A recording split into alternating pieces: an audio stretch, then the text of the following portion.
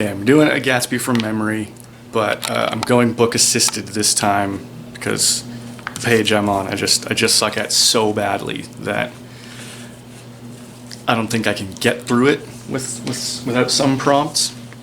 So here we go. By the way, it's page 20 in this text, this version of the book that I've had for possibly 20 years. Okay. I don't know how I should organize this so that I'm not just reading to you.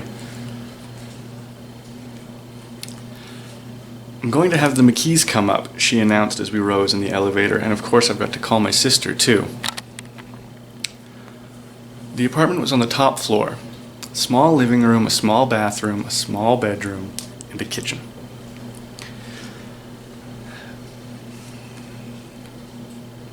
See, I already fucked up. The living room was crowded to the doors with furniture. See, I fucking suck at this. The living room was crowded to the doors with a set of tapestried furniture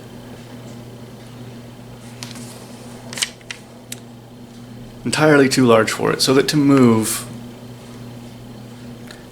about was to stumble continually among tapestries of women swinging in the gardens of Versailles. The only picture was an over-enlarged photograph that appeared to be a hen sitting on a rock, but looked at from a distance, however, it resolved itself into a portrait of a woman in a bonnet. The hen resolved itself into a bonnet, and the countenance of a stout old lady beamed down into the room. Several copies of the Town Tattle and the Broadway scandal sheets were scattered around the table, along with a book titled Simon Called Peter. I got that part wrong already. Mrs. Wilson was first concerned with the dog. A reluctant elevator boy was dispatched for a saucer of milk and a box of straw, to which he added of his own volition a tin of hard biscuits. Meanwhile, Tom brought out a bottle of whiskey from a locked bureau. I have been drunk just twice in my life, and the second time was that afternoon, so everything that happened has a dim, hazy cast over it, even though until 8 o'clock the apartment was filled with sunshine.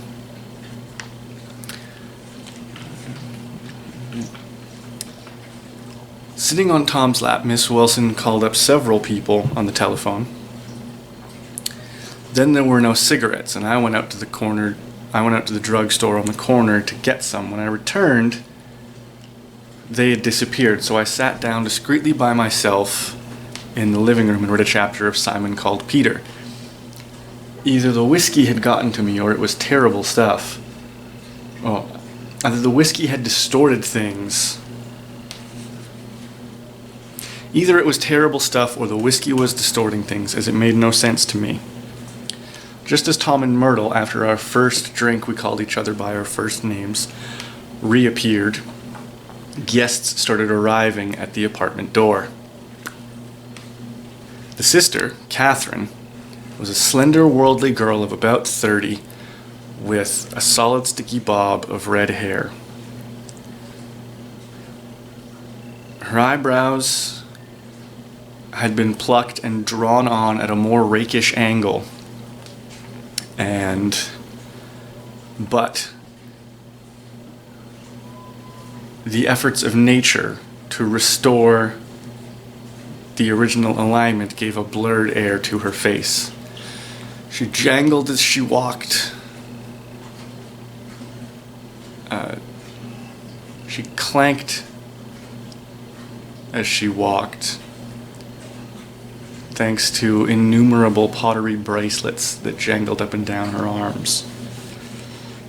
She came in with such proprietary haste and looked at the furniture so possessively, I wondered if she lived there. When I asked this, however, she repeated the question, laughed immodestly, and said that no, she lived in an hotel with a girlfriend. Mr. McKee was a pale, feminine man from the floor below. He had just shaved, and there was a white spot of lather on his cheek, and he was most respectful in his greetings to everyone in the room. He informed me that he was in the artistic game, and I deduced later that he was a photographer, and it was he who had taken the enlargement of Mrs. Wilson, which hung on the wall like an ectoplasm. His wife was a shrill, languid, handsome, and his wife was shrill, languid, handsome, and horrible. She told me with pride that her husband had photographed her 127 times since they had been married. Now I'm gonna keep going. Mrs. Wilson had changed her costume some time before and was now attired in an elaborate dress of cream-colored chiffon, which gave out a continual rustle as she swept the room. With the influence of the dress, she had also undergone a change of personality. The intense vitality that had been so remarkable in the garage converted into an impressive hauteur. Her laughter, her gestures, her assertions became more violently affected moment by moment as she expanded. The room grew smaller until she seemed to be pivoting. She seemed to be revolving on a noisy, creaking pivot through the smoky air. I'm going to stop there because that's as far as I've ever gotten before. So that's the echelon front of where I've got to with this project.